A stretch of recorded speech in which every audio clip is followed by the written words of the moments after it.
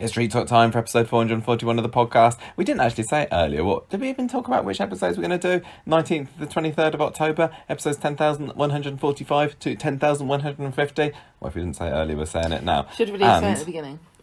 I know we should, but we had lots of exciting other stuff to talk about this week. Well, this is why we're never going to make it pro. We just get overexcited. We can't pro this. We're still recording this with the phones balanced on our laps. If we haven't gone pro after 8 and a bit years, it's never going to happen. No. But maybe being on Corrie 60 or 60 is the first step. Who knows?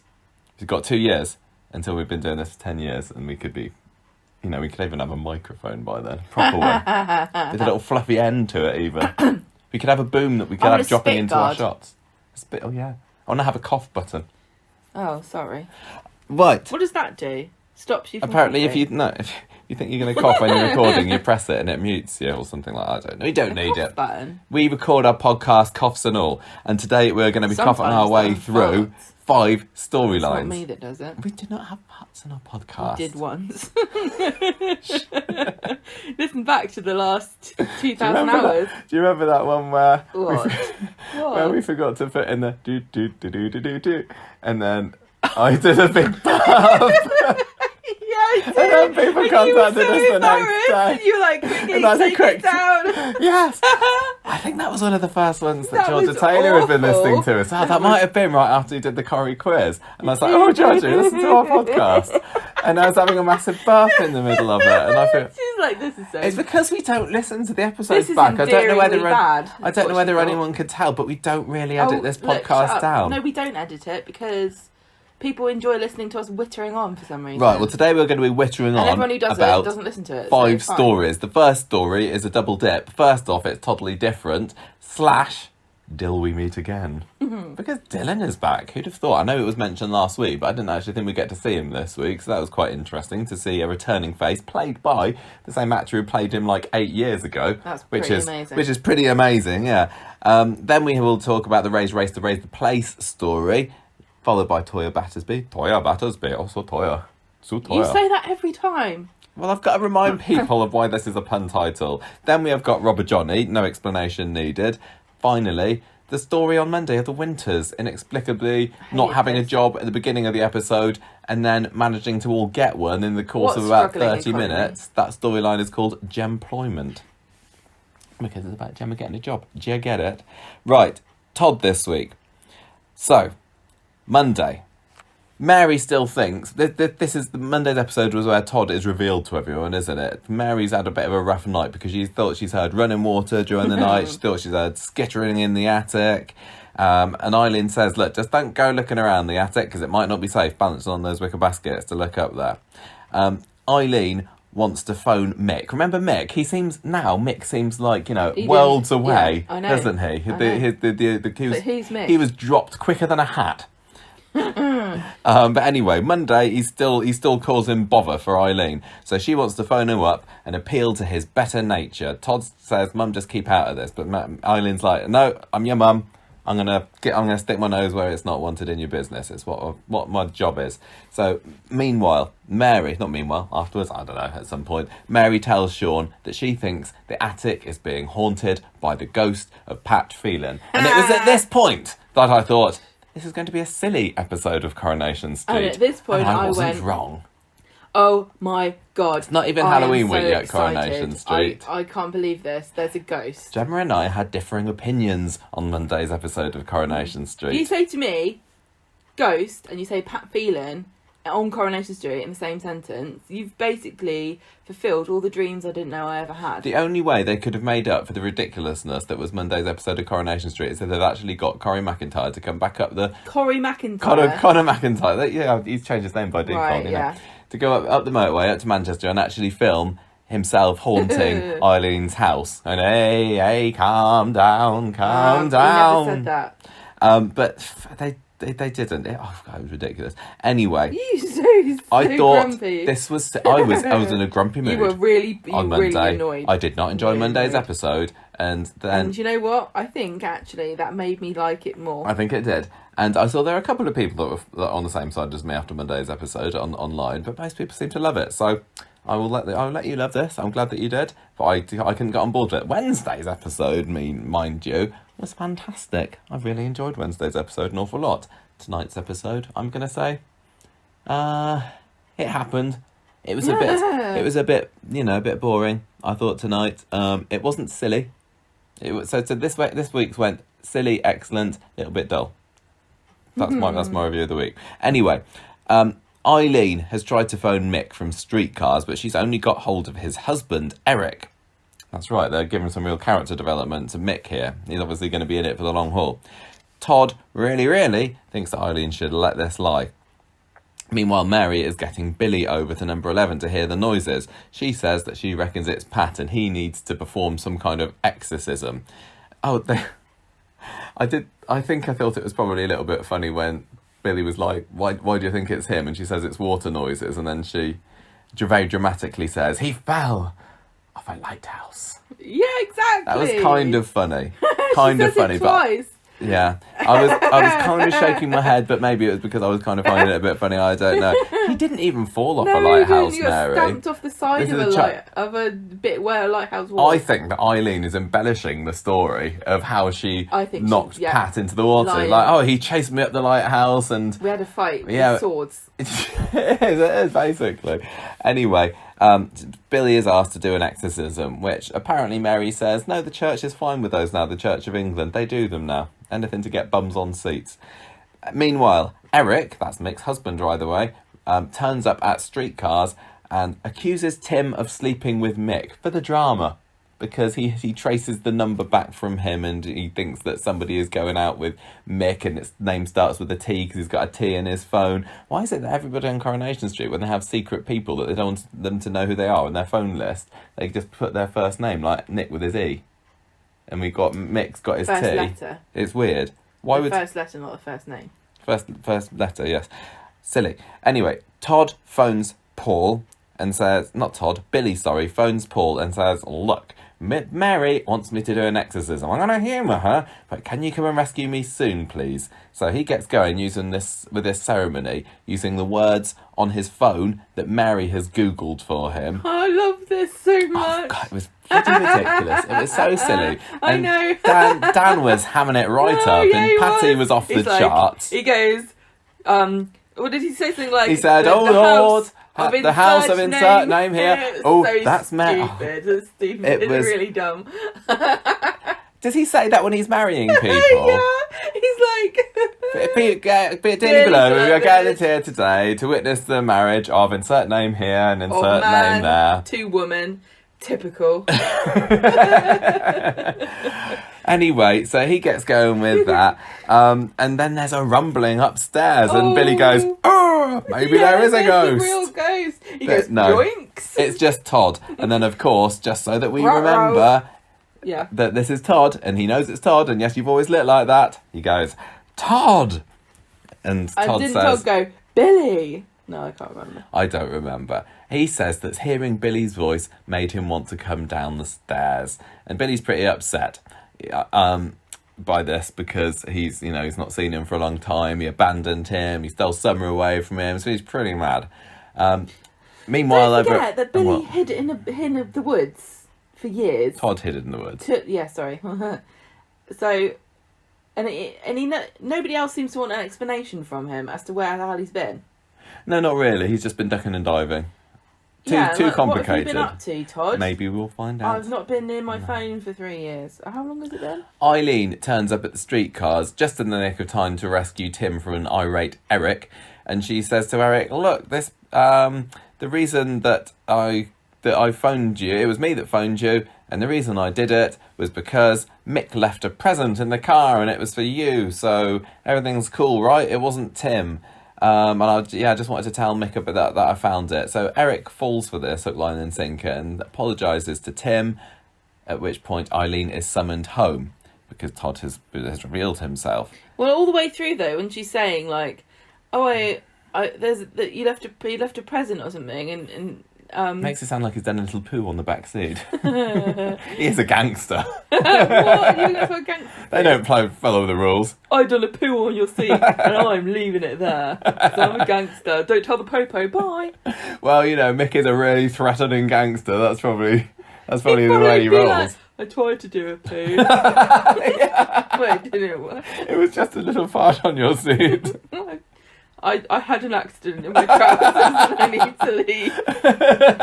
This is horrible. Anyway, listen. Mum, will you wash my trousers? No, gross. Listen. I was going to say, all the way through when Eileen is trying to say this to the guy, Tim's like, what? No, he doesn't know what's going on. Tim's why would you do that? That doesn't make any sense. Tim's like, is this the Jeff story? I didn't think we were having the Jeff story this week, but I was asked him for something, and now I'm being accused of all sorts. Eileen, and she's like, shut up, Tim. So Billy, meanwhile, has stormed out. I've said meanwhile about 5 times this. I need to come up with better adverbs. I apologise. I can't think of one. Later on. No, it's not. Also. And then.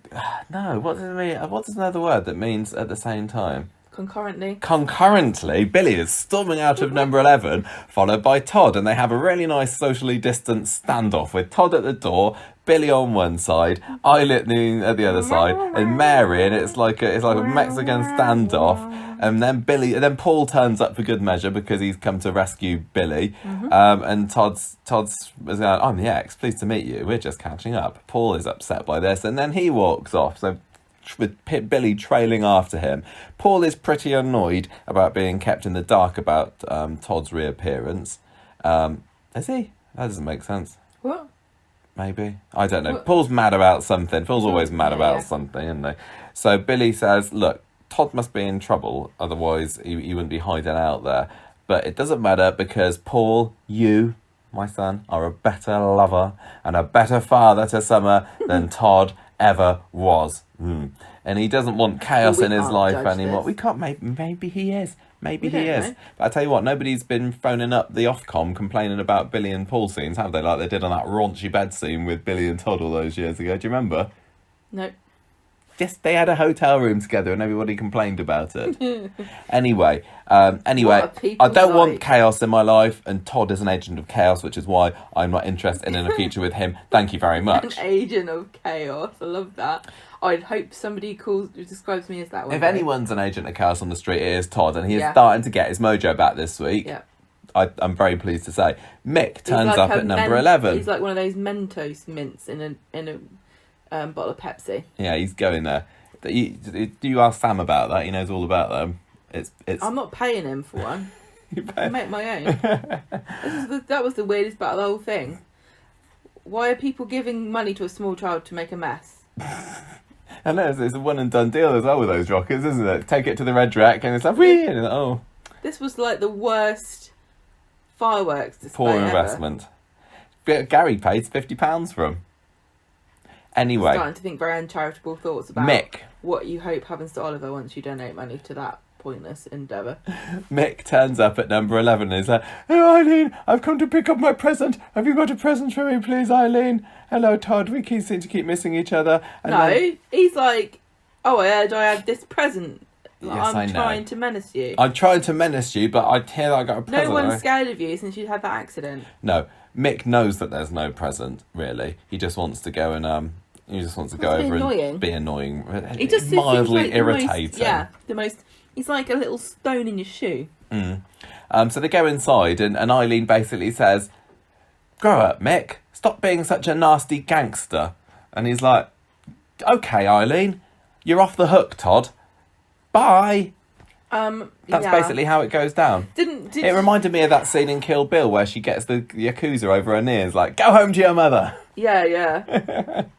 Yeah. So you also skimmed over the part, I think, where the husband mentions that they're going to adopt a surrogate or something. This gangster way too has much got about Mick and what his personal life. More than I needed to. I wasn't going to invest in this character, no matter how much you threw at him, and I was right because he seems to have gone now. This character is really one-dimensional and a bit silly. What should we do? And that someone went, make him gay. Oh, make him gay and with a surrogate baby on the way. Make him gay with Todd. Make him gay with married. Yes. Genius idea. We've never had a gay gangster on Coronation Street. Gay gangster love triangle. The first socially distanced gay gangster love triangle in soap.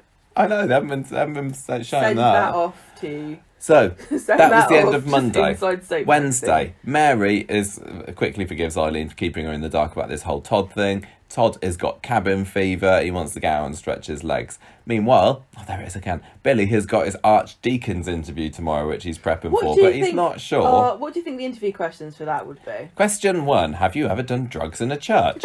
No. Well, not recently. Then you got the job. So Billy's he's not sure whether he should go for it or not. And Paul says, you just got Todd on the brain. You'd be an awesome archdeacon. What do they do again? Anyway, get the job, move on. You're going to be fine.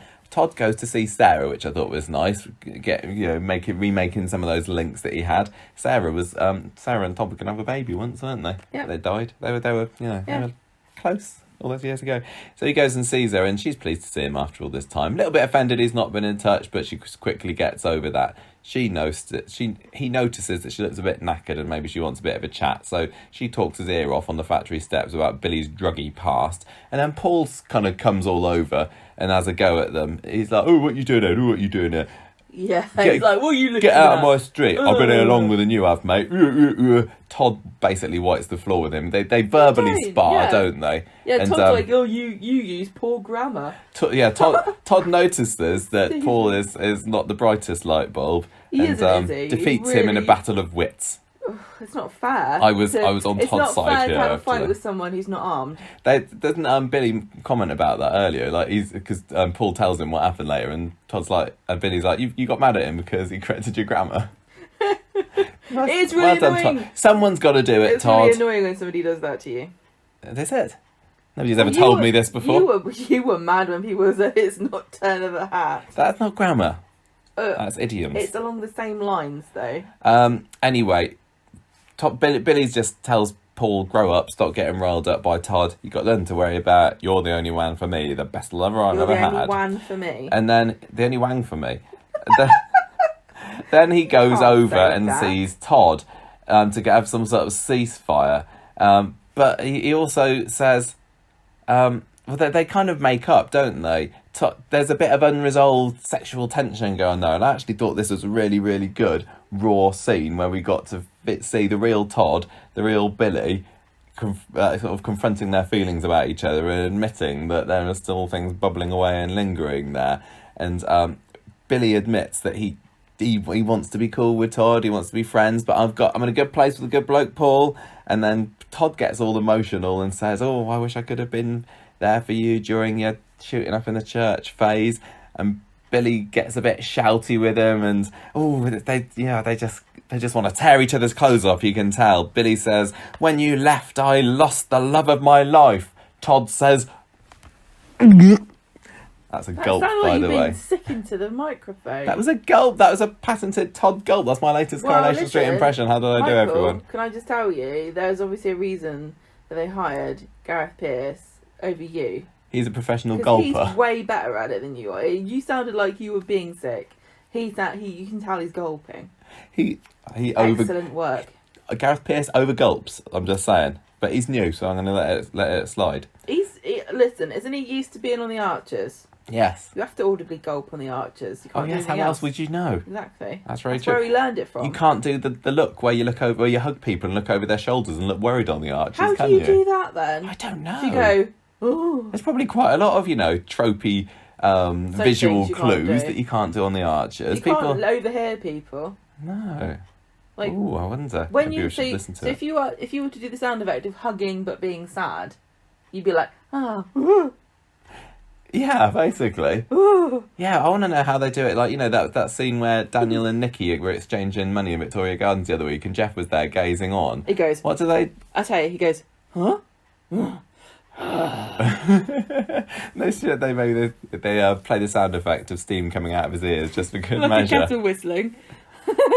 Yeah, I don't know. Anyway, I digress. Can you tell we don't listen to the Archers? Just being joined by Kat here. Hello, Abby. This is the second Abby to be on the podcast today. Oh, yeah. Right, I'm lost. Where did we get to? Oh yeah, Todd says that we could still be the perfect family. I want you back. We belong together. And Billy said we did belong together. And Todd says you don't fall for someone like me and then settle for someone like him. He knows that he is a better prospect, better shot can I just than say, Paul. No. The perfect boyfriend is the one that doesn't run into the bushes and hide there for 3 years. Whatever. Paul's already got him beat by the fact he hasn't run off. I'm lost again. Billy's insulted by this and then gets angry again. And he says, I should be thanking you for leaving because I'm well short of you. Urgh. So that's the end of that. Is that what an archdeacon would say, Billy? Yeah. Don't think Later so. on, Todd goes to Paul to apologise. He says, look, Billy said that you've had a few issues you've been going through recently. Let's call the truce. Paul's like, issues? What's he been telling you? Ooh. He goes and strops off, going and has a go at so Billy. angry. He thinks that he's told Todd about Kel, and Billy says, look, I haven't. I just said that, you've had some issues-based stories since you've been back. That's all I'm saying. So Paul calms down. He apologises. Billy says, look, promise you, absolutely, Todd is not going to come between us. Todd goes to the Rovers later and comes between them. Well, not before he's overheard an inane conversation about fig rolls and about how they're not as good as they used to be or something. So when Paul's over in the loo, Todd goes over and says, Billy, you have turned into a dull old man having a chat about biscuits. What's going on? What biscuits? Paul says they are biscuits. Fruity biscuits. Well, we're talking about the great fig roll shortage. When we had that fig roll shortage. Oh, yes, that's what they talked about, wasn't it? And it was in the news that you couldn't get a fig roll. But I don't really know why anyone would thought want a fig the roll. news would be people still want to eat fig rolls. Because they taste like dust rolled up with raisins that have fallen on the floor. Anyway, what's going on? Todd says to Billy, I want you, you want me. Paul comes back from the bog and Lord Todd properly likes to touch paper Paul by comes back saying... from the toilet going, remember when we ran out of toilet paper? That reminds me. There was probably all sorts of toilet problems during the fig roll shortage, weren't there? Shortage of 2020. Paul, Was Todd, it as bad as the fig roll Todd, shortage look, of you're putting me off my stride here. 18, 17? Todd says, by the way, Paul, Todd told me he was the love of my life earlier. What do you make of that? And he totally stirs the pot. He backs down eventually and says, look, I'm just winding you up, mate. I can see that you're all loved up together, Billy and Paul. I'm not one to get in the way of that. End of episode.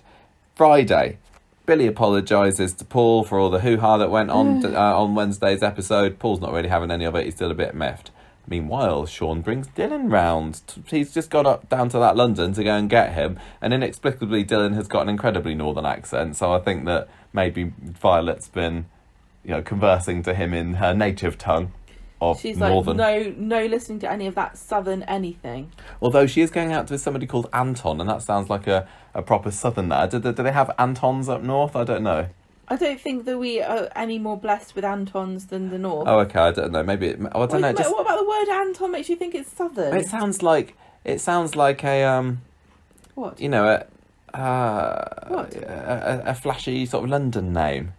I can imagine Anton, going to work in Canary Wharf or something in a swish suit. When you say Anton, I just think of Anton LaVey. I think of Anton Deck. I think Who are northern, so I don't know what I'm talking about. Anton Deck is a porn star's name. Anyway, we'll get to the end of this soon.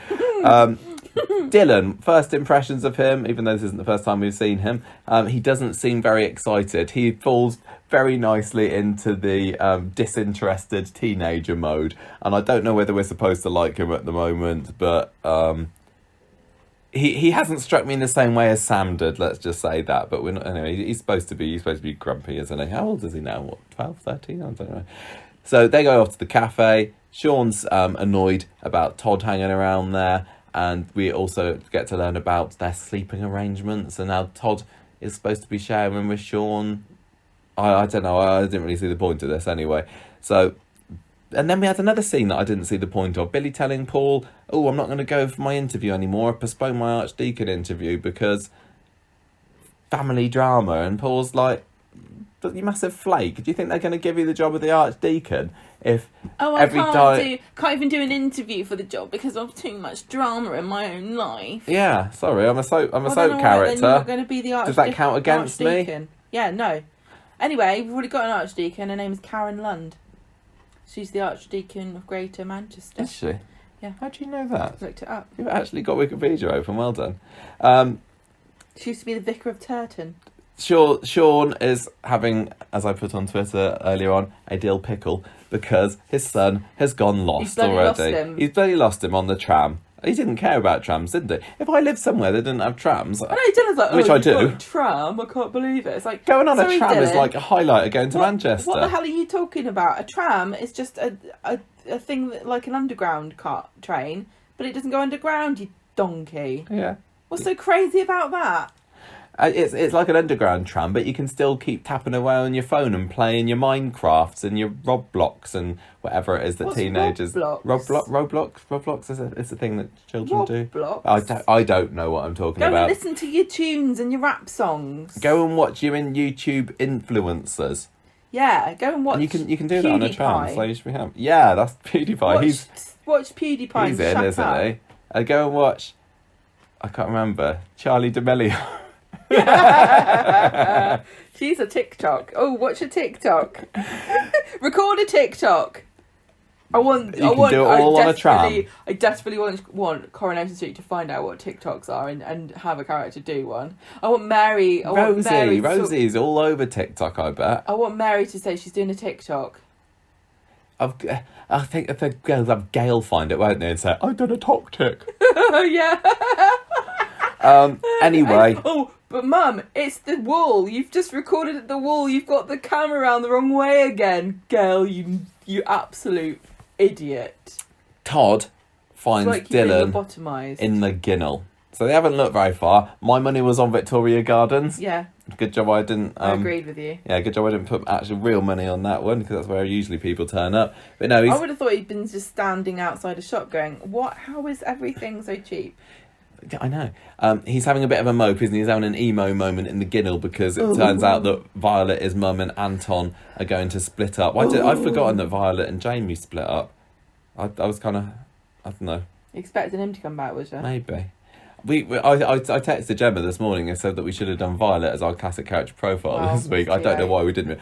Coming soon, I'm sure, classic character profile of Violet if you want to know more. But if you don't know anything about Dylan, all you need to know is, my son! Basically. That doesn't help if you don't know the reference. That is a Michael and Gemma Coronation Street reference, isn't it? You have to clench your fist and pump your arm down. And kind of wipe your face with your sweaty, worried palms. This is one of the many Coronation Street quotes. Not many, actually. We don't have lots of Coronation Street quotes that we use in everyday parlance, do we? We say my son all the time. My son, with the action, comes straight from Sean when Violet and Jamie were driving off with them all those years ago. So well done, Anthony Cotton, you made the list. It's a very exclusive list. Todd has a nice little chat with Dylan and also persuades him to bunk down with Sean in the living room so that Todd can have his own room tonight. Sean has some angry words with Todd later for disappearing, seems to accept his apology, and then Todd sees Billy and Paul, goes and wind him up a little bit by mentioning that Billy and Sean used to be together. By the way, the interview seems to have gone quite well for the Archdeacon, and I guess we'll find out soon whether he's got it or not. And at the end of the episode, Paul just wishes that Billy would shut up about Todd. I also really like the way that the absolute commitment that Coronation Street has put into communicating to the viewers what a Archdeacon is and why Billy desperately wants to be one and why he is a good candidate. Because Paul said to him, what difference is it to be like an archdeacon? And Billy goes, oh, it's really different. And then he changes the subject immediately. Like the writer's like, I'm not going to research none of this rubbish. And Sean's just interested in what he gets to wear because he's like, oh, I bet they have a nice frock. Yeah. I want to know how much you get paid. That's a good question. No, we don't look at that. I want to talk to you. What did you think of Todd? No, I know what you thought about Todd, but our listeners don't. Gemma, opinions on Todd this week. Todd, week 2/3. I'm warming to him. I'm very pleased to say. Yeah, He's no Bruno yet, but he's not. Last week I massively slated new Todd and his snivelling, hiding, gulping ways. And actually, Wednesday was the first time that I was like, you know what, I like you today. He's not exactly the same, but he had a bit of his swagger back, didn't he? He had a bit of his cool. He had a bit of his sneakiness, winding people up, and then watching them go off. I thought, yeah, I could possibly, I'm not going to go any further than that now, learn to like him. Not much as the old Todd, maybe, but that's what I think. Did you? I like the way you're like, right, put your iPad down and answer this question that I'm going to answer instead of you.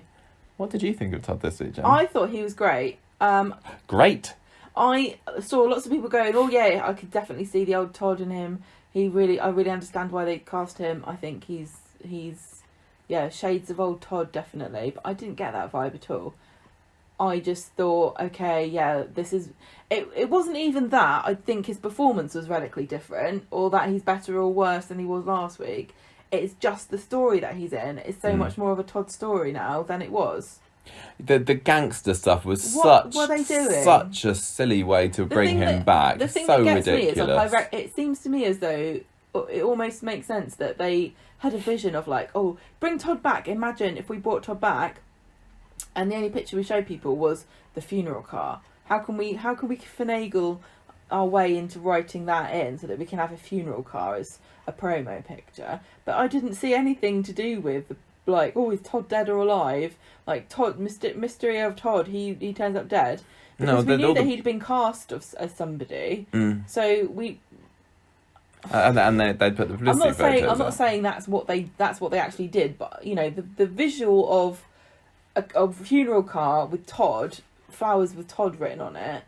It was a very strong image, but it was completely lost. The story around it was ridiculous. The gangster stuff was odd. I thought it was odd. It was more than odd. I really thought the stuff like about him being gay was shoehorned in. They want that. I can see in the writers. I completely see in the writers' storyliners' room them saying, "Oh, what we got to have something big for Todd to come back. Let's have gangsters. Let's have guns. We got to have Eileen being held at gunpoint." Because they didn't really know whether it was supposed to be funny or not. No, and it wasn't. It wasn't funny and it wasn't dramatic. They clearly if they wanted it to be dark, it absolutely wasn't. If they wanted it to be funny, it kind of wasn't. No. It failed. It was a massive fail, that story. It was a real big letdown, honestly. Mick was a ridiculous villain. The storyline would have been way better if he'd literally just got off the tram. Yeah. And said, I'm back. I think you're right. It was it utterly didn't work. Waste of time. But it doesn't matter because at least it was over in a week. I hope it's over. Mick certainly seems to have learned his lesson. He's going to be getting the Weatherfield Good Samaritan Award next year. Just let me tell you that. I think there's some competition. Who? Abby? Oh yeah, well of course she's an unsung hero. She didn't need an award. So Todd was good. I just liked him going around winding people up. He had some great lines. He had some funny cocky lines, didn't he? And I also didn't always know whether to believe him or not. I think that the scene with him and Billy, where they kind of open up to each other and they're talking about wanting to be back with each other and you're the love of my life and everything, that was a really, really important scene to make me feel something about the new Todd, because it felt like he was opening up and being raw and honest. And Todd's the sort of person that you don't know whether to believe or not, but I think he really did mean it then. And it's like, get to see him stripped back. Not in the way that Billy would like to see Todd. Thoughts? I'm looking up how much an archdeacon... You're still trying to find out an archdeacon's salary? In 1999... Beacon. In 1999, the Archdeacon of York earned £19,780 a year. But he also gets to keep whatever he makes for writing and broadcasting. And he gets to live in a house for free. I suppose you haven't got your mortgage. And he gets a free car. All of his work expenses are paid by the church. But he has to drive himself, apparently. Where does... If a vicar lives in a vicarage, does an archdeacon live in an archdeaconage? He lives in a free house, an agreeable semi in the village of Bishopsthorpe, down the road from the Archbishop's Palace. That's a bit of a spit in the face, isn't it? The archdeacon lives in a semi and the archbishop lives in a palace. I can forget that for a laugh. It's so that you got something to aspire to. Look at this. If you love Jesus enough, you can move into a palace, just like the Queen. Yeah. What did you think of the Billy and Todd scene? Did you believe Which them? one? The one that I was literally just Which talking about. one? The one in number 11 where Billy's saying where they're getting all angry with each other and Todd's saying that we should be back together and Billy was saying, "Oh, you're the love of my life." I felt I really that was some great character stuff, and possibly one of the only times in the week where I could believe Todd was being honest. I know what you mean. He is a bit like Pan or something, or where he's just mischievous, and you think, what is motivating you to say this? Is this just the most inconvenient thing you can think of saying for any situation that you're in, or are you genuinely upset here? Yeah. Because why did he come back? Well, he was on the run. He didn't come back. This is the problem with the whole situation. Todd didn't come back to win Billy back, win his heart, did he? No, I don't think so. He got caught himself up in something ridiculous, and he was having an affair with a married man. He can't be that hung up on Billy, otherwise he would have been back ages ago. Well, I think it's just like I think it's a case of he'd got over him, but then when is it like all he had to do was listen to Billy reading a Bible verse off of the whatever it was on his phone to have him tempted downstairs. So when you go to the pub and you're like, oh, they got pork scratchings, and you didn't really fancy pork scratchings till you saw that there was some behind the bar, and you're like, oh, we got to have pork scratchings now. I've seen them. Yeah. Is it like that? I Billy's think so. just a big bag of pork scratchings. Yeah. Makes sense to me. It was. I love pork scratchings. Todd called him a prime rumpleson, then didn't he, in one of the episodes this week? I thought he was calling himself a nice. Oh, maybe steak. he was. I don't know. I'm a really nice steak, and Paul is a big bender from. What's it called? Wimpy. What's it called? I don't know. A bender in a bun. Oh yeah, it is, isn't What's it called? No, I don't know. I know who you mean. Bender bun. I forgot what it's called. I don't know. I was trying to think of the worst burger I can think of. It's not called a muckbender. Bender in a bun, I think. All right. What is it? it? I don't is know. It a sausage? I don't know. You look that up. I wonder as well. Billy is saying to Paul he's not interested in Todd and that he doesn't want this chaos in his life, but I don't know whether I believe him or not. I kind of hope that Billy is more interested in Todd, because I'd much rather see Billy get back with Todd than Paul. And all throughout Wednesday's episode, I was wondering, are we supposed to be on Paul's side here, or are we supposed to be on Todd's side? Who do we want them to be with?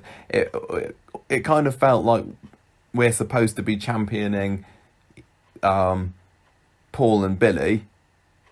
You know, we're supposed to be standing them and look at Todd. He's coming in and wrecking this. But equally, Todd was given the much better lines, the much better put downs. He came out on top every time once he got into a verbal sparring match with Paul.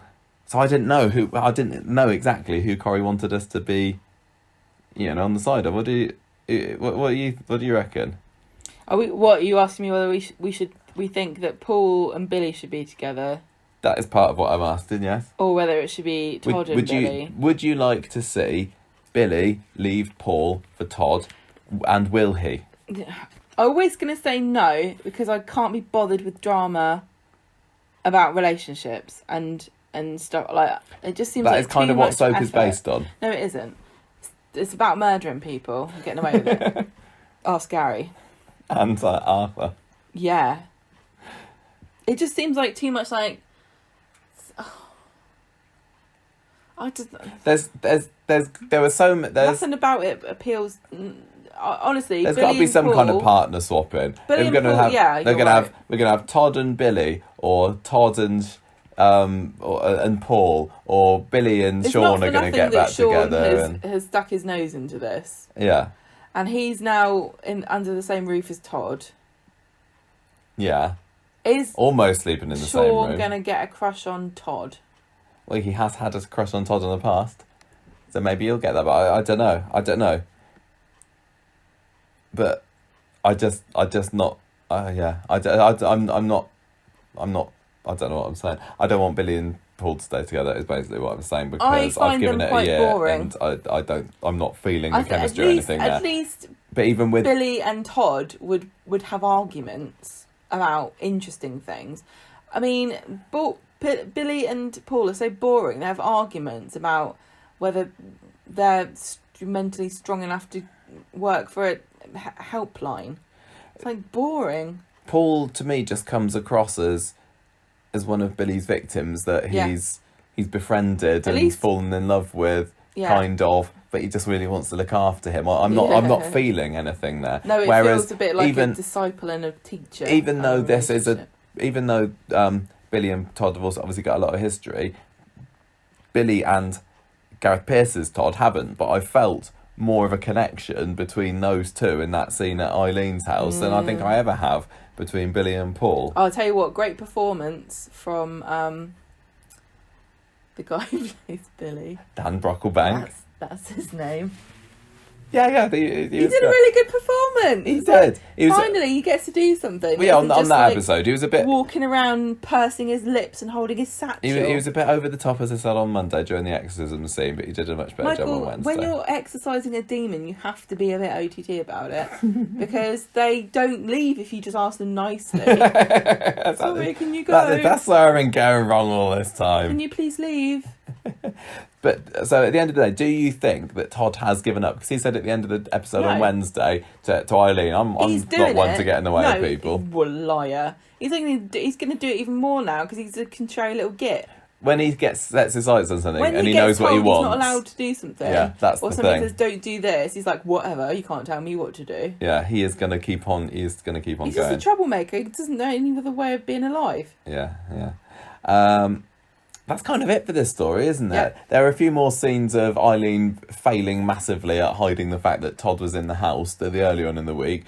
But we didn't have him coming down the stairs quite so much as we did last week. But there was one scene where, I can't remember, somebody leaves the house and literally the door is barely closed when Eileen yells out, "Todd! Get down here!" And this is through the same front door that Gary was able to hear a conversation in the back room just last week. Was it Sean who left? Yeah, probably. And he comes back and goes, Eileen, did you shout Todd? And she would say, no, I was just like, oh, Todd, I don't know where he is. Todd, I'm just shouting for my missing child. Didn't you hear me? I was saying Jason earlier. Jason, oh! Yeah, so Dylan, just before we move on, any theories about why they'd be bringing about? What's your first reaction? Because, like I said earlier, I wasn't, I wasn't like going amazing. No. I was very. It was like, okay, that's cool, I guess. Beforehand, I was interested to see the character because as long-term listeners to this podcast, now I do have a bit of a soft spot for Sean, and I know that he gets an awful lot of flack from the fan community. But I do quite like him, but he never has any storylines, and when he does, really they go a bit wrong. He was homeless, so I'm trying not to mention that. He had to drink tea out of a polystyrene cup.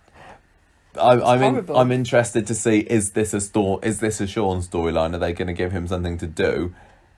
But I equally can't think of anything interesting to do with the child. No, nor can I. And what's he going to do? Like start trying to date Faye, or I don't know. No, he's much too young for that. I don't know. But I thought he was. No, he's. I don't know. Faye's 18, isn't she? 17. Oh yeah, she's got a job. She's got a proper job.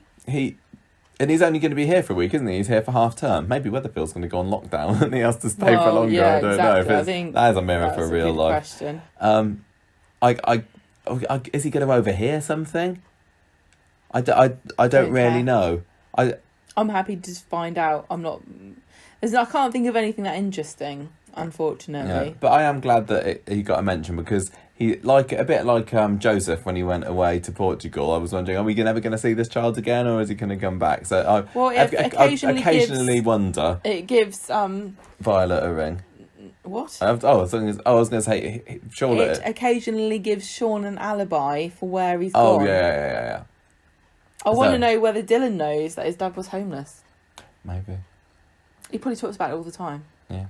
Oh, Dad, they're giving me maths homework. Well, I was homeless. Well, speaking of homeless, When I was homeless, I would have given here. anything to get maths homework, just to talk to someone and sit inside the warm. Speaking of You homeless, don't know you're born when you're home. When you're homeless, you get a whole new perspective on things. And granted, I was only homeless because I didn't say anything to anybody. Speaking of homeless, there's going to be some homeless people on Coronation Street soon if Ray Crosby gets his way. The worst and I'm going to thing pass about over to you, being Gemma, homeless to tell us was what how this cold I nefarious was all the villain has time. been up to with Gary this week. Oh, and the shame of Read it. these notes. Look, Aaron comes over AA Monday. Ron comes round and Shona's like, oh, I still don't know what I'm doing ever.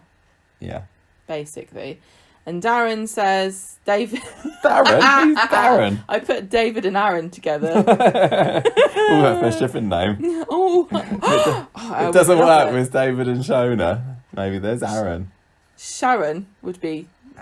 Oh, yeah, it would be, wouldn't it? If Shona and Aaron got together. Shannon! Sharon and Darren. Oh, that's a love triangle I'd like to see. Not really. David tells Aaron about what happened with Hugo, which was the name of the hippie. Yeah, the fopulous wonder. Aristocratic hippie. And he's like, oh, I don't know what to do. I don't know. Anyway, also he's like, look, I know you've got your problems, but I've got to reduce my hours with Shona soon because I've got other people to talk about.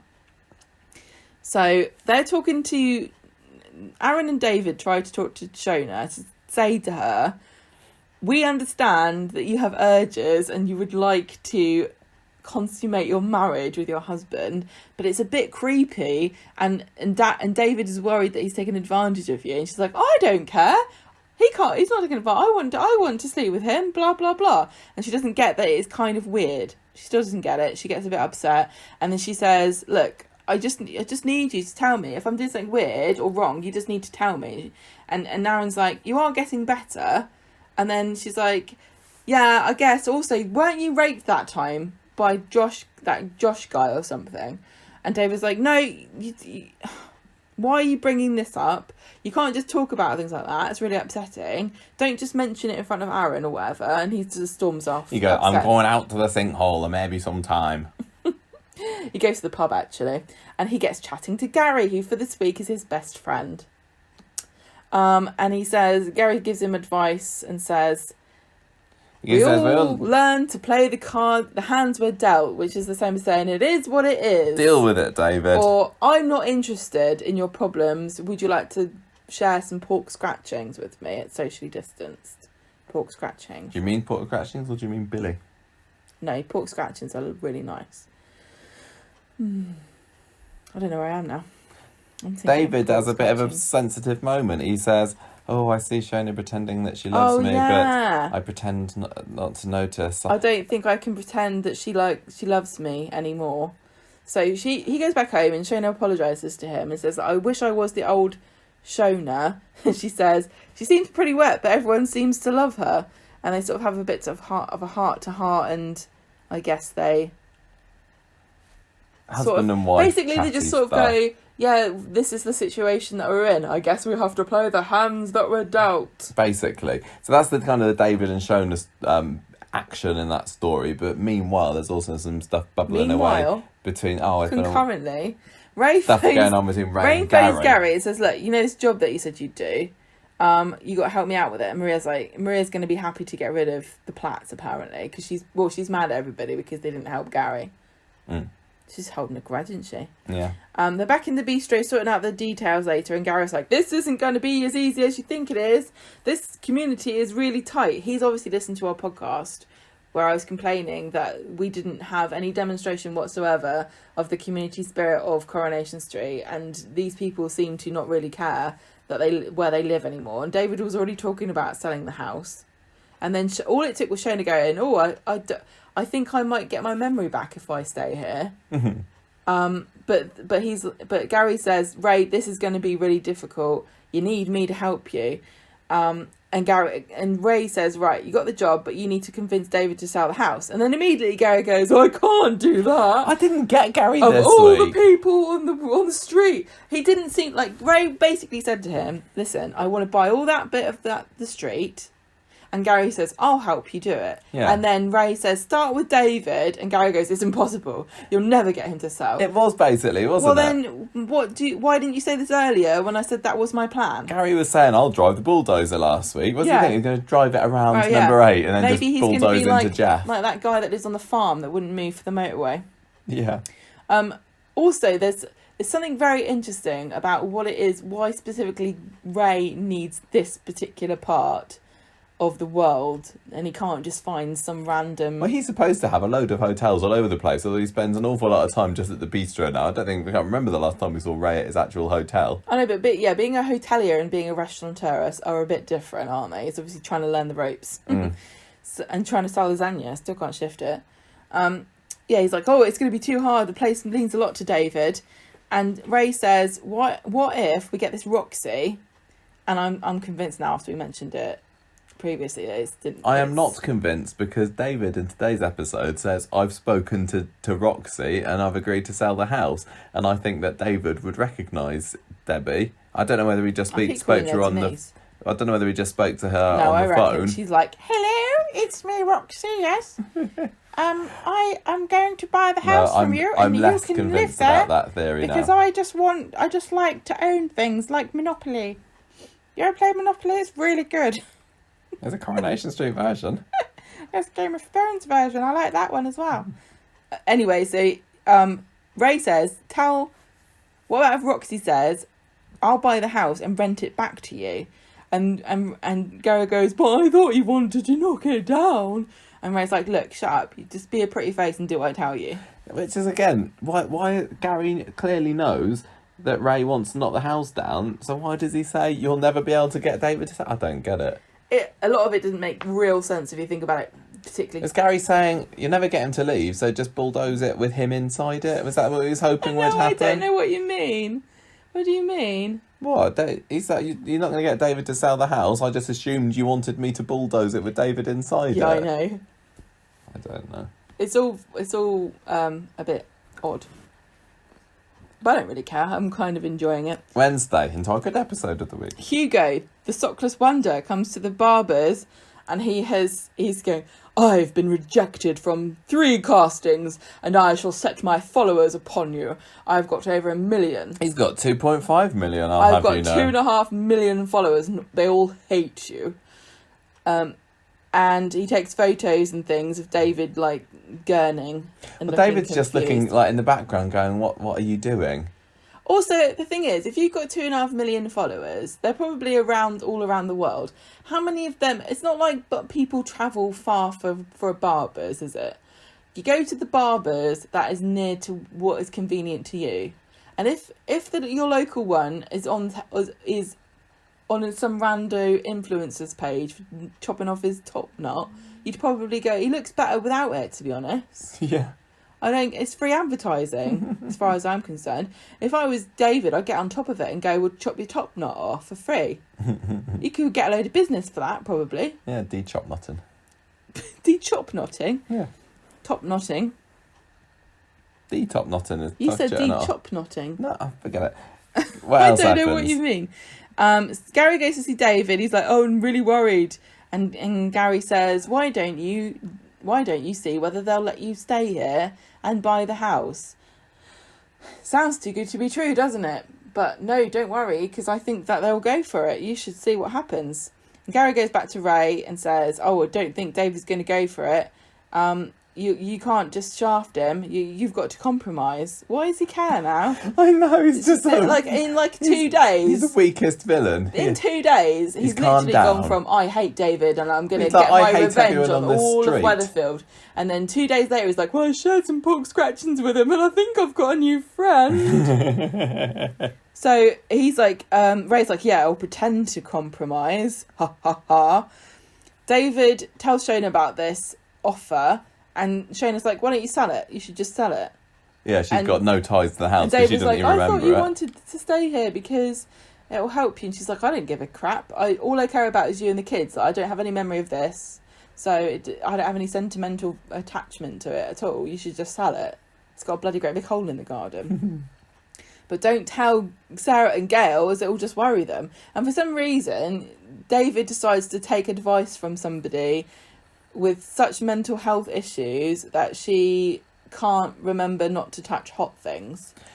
That seemed like a very silly idea from Shona, and I don't get why David followed Immediately it. just And went, also, yeah, it great wasn't idea. even a secret that lasted a long time. No, I Literally know. halfway through the What's next the point episode, of keeping it a secret? Gail finds out about So it. David tells Gary that he's spoken to Roxy and he sold his house, and then the next scene is Gail answering the phone, and Roxy's there going, "Hello, yes, I've bought your house. Hello, it's me. Definitely not Debbie Webster.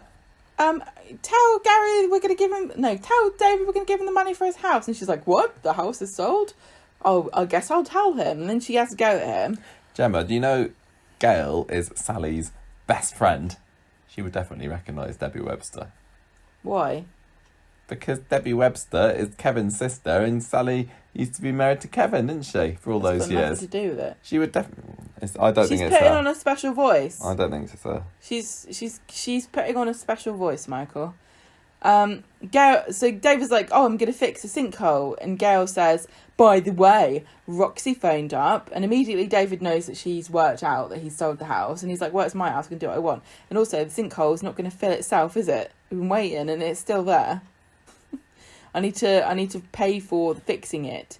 And he says, "The people want to buy the house for an investment." And Gail says, "Well, I hope you know what you're doing." And Ray says, "Don't worry, this plan is a guaranteed success." Yeah. So what? What? I'm still not super into this story. I love this story, but there are so many things wrong with it. Why does there must be the thing is about it is that for this to be compelling, Ray has to have a vindictive reason why he has to do this here and nowhere else, and I don't think he does. Yeah, it's just convenient. Like, I really hate everybody here because you're all so sweet and twee. That's not a reason. Also, even if he were to demolish what was it, 3 houses, a salon, a taxi firm, a factory, news a shop, agents, and a garage. What zoning is that, and how is he going to get planning permission to replace it with one thing? I don't know. No, I don't know either. He's a businessman. He knows. I know stuff. all about business because for some reason being a hotel owner means that your skills are transferable to running a restaurant and also being a property developer. Yeah. Great. Well, Roxy is a property developer. She's just his friend. Roxy is She's Debbie. his evil friend. No, Roxy's Debbie. Yeah, I don't think there's and a whole lot. she doesn't know anything. I don't know there's a whole lot to talk about this week because we covered most of the main bases last week. It's just odd that Gary doesn't really want to do it. Gary reminds me of like in a movie where you have an evil villain and he has a henchman, but the henchman's got a conscience, and he's doing all these evil things, but he can't. He's like upset about it. Mm. That's what it reminds me of. I can't think of any examples. No, but I know. Yeah, I know what you mean. It's a pretty famous trope. Mm. And still, I'll carry on saying I'm still not convinced about Shona. And is she going to get better, or is she not going to get better? You say this every week, and I say no, she's not going to. It feels like she's putting on an act. Well, She's acting. I know that Julia is acting, but it feels like Shona is putting on an act. Yeah, I know, but don't forget that Doesn't. Yeah, but this is what kind of like what David was saying of like feels like she's pretending to like me. I don't know. Shona was very believable, and I obviously don't know Julia Goulding, but it felt like she was playing herself, or she was playing someone that was very similar to herself. I don't know. It felt completely natural, but this new version of her just feels like she's putting on a character, and Shona isn't a character. But sometimes she's funny. She does have some great lines, some great one-liners. But I don't know how long I can put up with it for. I just want things to go back to normal. But anyway. Somebody did post a feature about on our Facebook group about somebody who loses their memory. Yes, it happened. And in a freak accident, and then rediscovers the love for the husband. And I just googled it, and I found a completely different couple where a different woman falls back in love with her husband. So it happens more often than you think. Either it happens more than you might think it would, or there's a lot of women going around telling very tall tales to get into random online websites like the New Zealand Herald. I've heard of that. Let's get on to Battersby stuff. So Monday, Steve and Leanne are talking about needing a person to be on their side in this upcoming £50,000 court case of the century. Maybe we can get Dr. Schmitz to come and fight for our corner, because surely he'll be able to say... Surely the man that refused to help us will help us. Yeah, basically. So they try and phoning him up, but he's not answering. He's like, oh, no, not them again. Tell them I'm not here. Tell them I'm out eating hamburgers. Leanne says, look, the only course of action is to am I going to march right over to Germany? Leanne is so het up by all this. I reckon she could just strop all the way across the English Channel. She could just, take a running jump and, jump over the whole of France.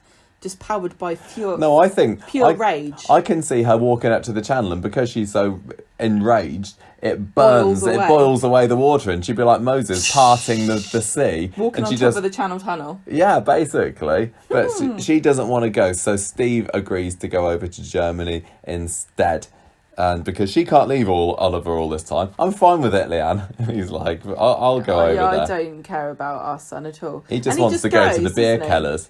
Yeah, he's like October 1st, by then. Yeah, but it is October. Yeah. I don't think they're doing much for October. We're probably going to have Dr. Schmidt's phone up Leanne next week and say, hello, I had another thought about it. Maybe I could help you in the court case. I think that this kid is actually really... You keep saying I wish you had asked me last week. How cute and funny he is, and I just think he's great. And his stepbrother is so sweet. Oh, bottle rockets. Oh, we love rockets. No, sorry. Terrible.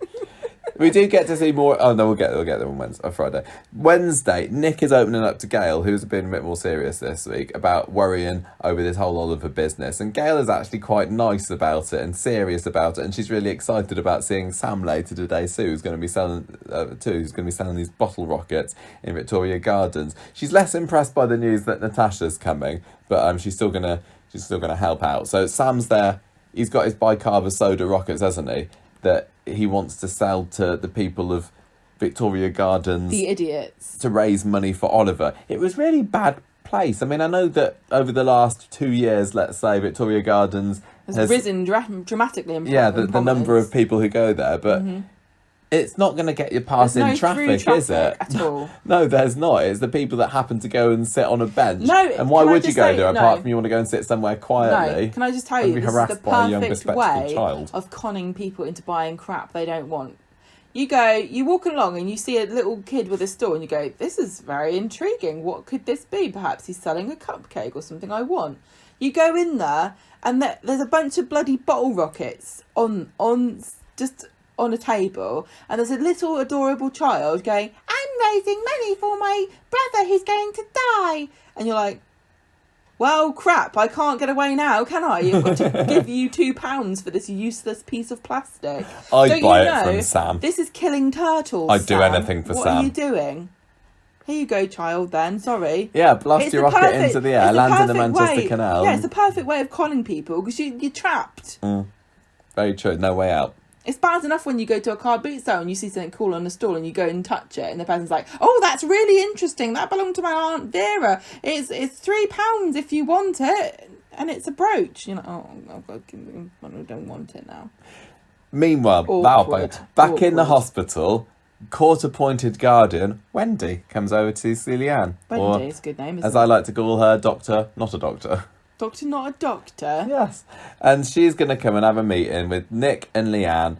Leanne is a stone cold bitch to her because she saw her and Dr. Hospital having a laugh in the corridor. Oh, I love this. I want to know. So mad. She was raging. The best thing about this is that Leanne will not let it go. And she's like, oh, so you think it's funny that children are dying, do you? And when he's like, no, of course not. And she's like, oh, wow. Well, I can't imagine what is so funny that you think you can laugh in a hospital of all places. And Wendy never says what it is. So I just imagine that she and Dr. Hospital send each other rude pictures of men or something, like topless men, and they're talking about whether they want to go to a strip club together or something really rude and illicit. Because Wendy would say, like, or she'd be like, sorry, no, it was just a funny hamster. It was a picture of a hamster eating things and we thought it was cute. You would say, wouldn't you? Yeah. So she's obviously keeping it quiet that it's like a man with a reindeer sock on his penis. That's the only explanation. It's the only thing I can think of that I'd laugh at. You're right. Dr. Hospital. Yeah. Next to his dying child. I want to have I know it's probably not possible now, but Patch Adams come into Coronation Street. Not possible now. Like, I just imagine him walking into the children's ward and seeing Leanne giving him the evils and then just slowly Just backing out. She's like, oh, you think it's funny? You think laughter's the best medicine, do you? Well, if it was that simple, don't you think I would have tried it already? There's got to be How some reason dare why I've you? sat my buffoonish husband next to Oliver all this time. Look at Steve, he's an idiot. Oliver hasn't laughed once. Coronation Street is the premier soap for comedy. Laughter was going to work. We'd have got it would by have now. happened already. You're so insensitive, Robin Williams ghost. Get out. Can't believe you came back from the dead for this. Now leave. Anyway, Dr. Wednesday. No, not Doctor, is she? Wednesday. Dr. Wednesday. I was thinking Wednesday because of Wednesday Addams because of Patch Adams. The extra member of the Addams family. He's the black sheep of the family. They talk about him. He's a doctor who helps people. It's so embarrassing. Anyway, we digress again. Wendy assures her that she is independent from the hospital. There's nothing to do with it. She just wants to represent Oliver's best interests. I just need to learn about him. I had a look on Coropedia, but there's not much there. Yeah. I had a look in the latest Coronation Street book. Sorry, he doesn't get a mention because he's not much of a character. So, Leanne, maybe you can fill me in on all the missing details, all the adventures and escapades that he gets up to on Tuesday, Thursday, Saturday and Sundays. Yeah, when the camera's not there, he's actually adorable. He's actually really sweet and funny, says Leanne. Sam's great, kid. Well, you haven't seen Oliver. You haven't seen Oliver on the days off, honestly. He's great. He's a I call him a munchkin because I'm cool. I'm a cool mum. It doesn't take long, though, before Leanne to start opening up. She's sobbing her heart out to I'm going to call her Wednesday again. And then again. Why can't I say the name Wendy? Wendy. Just call her Wednesday if you want to. Wendy. Telling her all about Oliver. Then she has a go at her again and Nick apologises for her. Oh, I love it. This was great. This was a brilliant moment. She can't help herself. Nick's like, look, I'm sorry. And Leanne is like, don't apologise for me. Daggers. How dare you embarrass me in front of Wednesday? As soon as Nick said that, I was like, oh, Nick, you are going to be paying for that one. He is. He totally is. So Gail, back at home, is accusing Natasha of carrying a torch for Nitch. Not a torch for Nitch. A torch for Nick. And do you want some vodka or something? She says it reeks of desperation. You clearly still want to steal him away from Leanne. Get out of my life. I like how they've kept Gail's grudge to Natasha, because the last thing that we saw of those two together was Natasha walking out of the medical centre 10 years ago. After, basically she got Gail fired. Getting Gail fired and, exploding behind her. Gail got herself fired. Yes. For being naughty. Yes. So Gail's having a go at Natasha. Back at the hospital, Toya has to do her counselling thing where Nick and Leanne are at loggerheads in the car. Well, Nick is kind of cowering. I really just want, at some point, Toya to turn around to Leanne and go, Leanne, I know this is a really tough time, and I've said to you time and time again that everybody copes with things differently and you're doing the best that you can. And it is a real struggle for you. I can see that you've got a lot of emotional burden that you're carrying, and of course, from time to time, you will lose your temper and you will get upset. And I can see it's not fair. I understand completely, but why are you such a bitch all the time? Basically, she's probably thinking it, isn't she? Yeah, she's so professional, but really, Leanne is the only thing wrong with her is that she's an epic bitch. Yeah, I love her for it. Honestly. She gets Leanne to see that maybe Dr. Not a Doctor does have some sort of feeling, because Leanne's accusing her of being just cold and heartless and very clinical about the whole thing, which is ironic as she is not a doctor. And Toya says, when I was a counsellor, did you know I used to be a counsellor? Do you remember I was a counsellor before I got my current job? Before I worked in marketing. I used to get so upset by some of the things that people told me, but I couldn't show it. I had to just listen and advise, and that was it. So maybe Wendy's professional. She manages to calm things down. And also, do you think that shouting at the person that's been hired to protect Oliver is the best course of action? I think that shouting at everybody is the best course of what action, do you says mean, Leanne. How else am I supposed to get anything done around here? Are you telling me I don't know how to help my son? Are you telling me I'm in fact making it worse and making everyone around me miserable? I thought it was great. Maybe. Back at Victoria Court, a journalist friend of Natasha's called Suki comes over. She wants to write a story about Leanne, which might help them to raise money. It's going to raise awareness for Oliver, and then people can send in money. Maybe they have a little, I don't know, blank check. Not a blank check. Yeah, blank check to Leanne, and that they can cut out, fill in the amount of money, and then send it in. Is that how it works? I don't think that's what they do. Okay. Why has nobody mentioned, like, a Just Giving or a GoFundMe or a Indiegogo? I don't know. Indiegogo project. I don't know. To save Oliver. And you know the thing about Indiegogo, don't you? No. If you don't achieve your goal by the end of it, everyone gets their money back. Oh, perfect. So if Oliver dies, you get a refund. Leanne thinks that this Suki is a bit dodgy at first, but then when she calls her a superhero, the smile that Leanne's give is like, Leanne goes, yes! Thank you for noticing. At last! Nobody around here seems to appreciate the fact that I'm really good at shouting. Yeah. And moaning and making everything worse. Yeah. So she agrees to tell her story. But what Suki wants, unfortunately, is not the same slant as Leanne was hoping to have with this article. She's basically asking her questions based around the situation that is the reality of what's happening. Leanne wants a fantasy version of the story, which is that Oliver will wake up if people just listen to Leanne. Yeah, basically.